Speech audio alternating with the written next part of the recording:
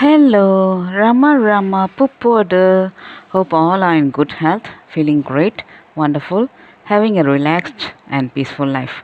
Now let's go to chapter 39, part 3. Society makes character. For the night, they made a halt at Domel in the traveller's bungalow and continued the journey next morning. All the way, Ramdas viewed the lavish splendor of entrancing landscapes and pure rippling falls and springs of crystalline water. Long before sunset, they reached Rawalpindi. Javandas, the friend who had met Ramdas on his journey to Jwalaji and had treated him with such great kindness, was informed by wire of Ramdas' coming, but he could not, in spite of his efforts, meet Ramdas at the motor stand. So, taking leave of Bhavani Shankar Rao, who was to start by the evening train for Bombay, Ramdas made enquiries for the house of Javandas, whose address he knew, and presented himself at the door of his small dwelling. Javandas' wife, as soon as she saw Ramdas, invited him with great joy at their house, and making him to sit on a cot, fell to shampooing his legs. Soon after this, Javandas arrived. The joy of the blessed pair to have Ramdas with them knew no bounds. Their little son also was greatly delighted.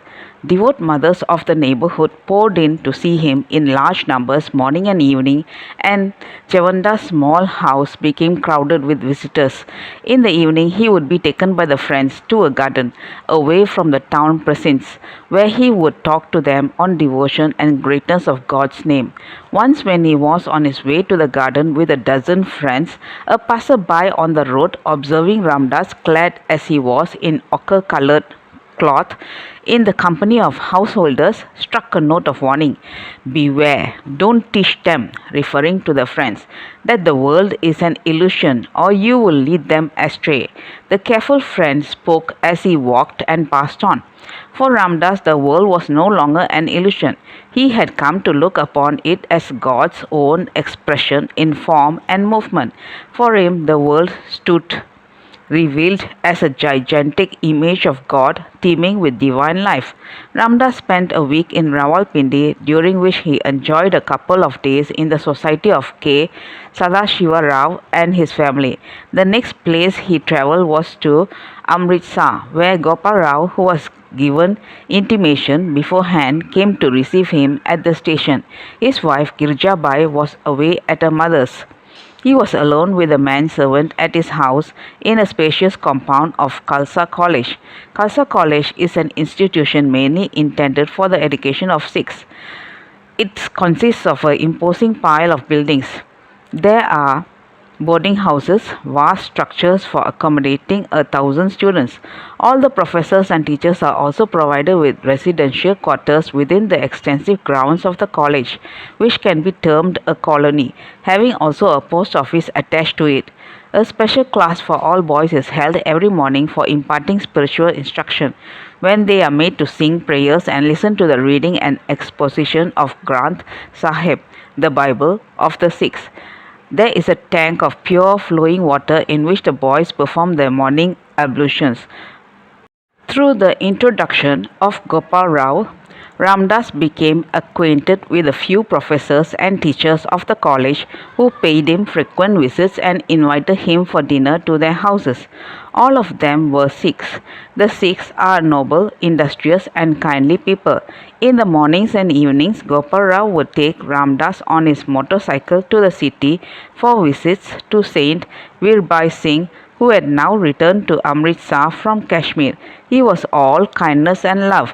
In his house, Ramdas met also an old saint, Vajrajayanti, who became in course of time quite enamored of Ramdas.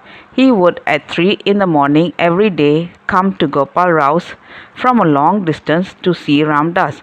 He would embrace Ramdas and sit beside him with his hands clasped round Ramdas' shoulders and would say, I am coming to inhale the sweet fragrance which you radiate.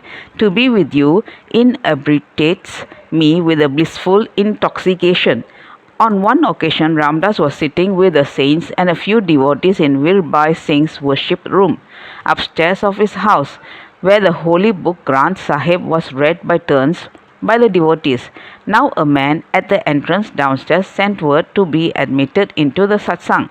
A consultation took place between Virbai Singh and Vadajanti, and they came to a decision that the man should not be admitted since he would create a disturbance, not being a pure-hearted man. Here Ramdas intervened and pleaded on behalf of the eager devotee. If you consider him impure, Ramdas urged, there is also more reason why he should be admitted into your society. Satsang is the most potent power for purifying the heart of any man who comes under its influence. Do not deny the man the privilege, since he seeks it of his own accord. The saints at first refused to take Ramdas' suggestion, but had to yield at last, and the man was permitted to enter the room and sit beside them. The man remained for a few minutes and then left. Saint Virbai Singh then narrated a curious bit of his own experience to show how the society and influence of an evil-minded man produced disastrous results. Once a woman came to me, he went on, in a distressed condition. She said that she had been of late subjected to attacks of splitting, headache, and she wanted some remedy. When asked as to how the complaint started, she said that she was having it since she saw a wandering sadhu from whom she got the upadesh of a mantram.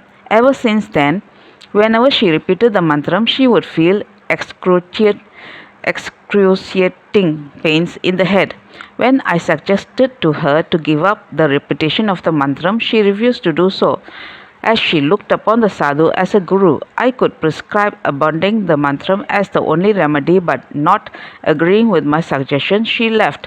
But in a few days she came again, and the condition was much worse than before. She was finding the pains quite unbearable. When again I asked her to stop the mantram, she replied that she tried to do so, but could not, as the mantram appeared to have taken possession of her.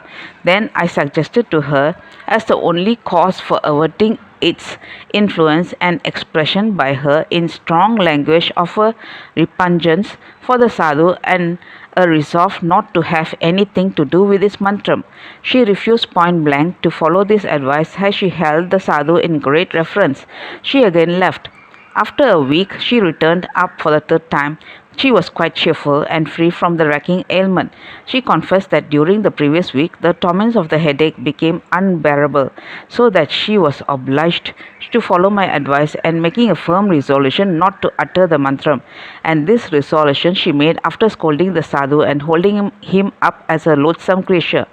Immediately after this, she added that the headache ceased, and with its influence of the mantram. Ever since then, she was feeling her old self again. So I consider there is no greater evil in life than association with a man whose heart is filled with bestial passions. Such a man easily communicates his nature to credulous people who are of an emotional and weak temperament.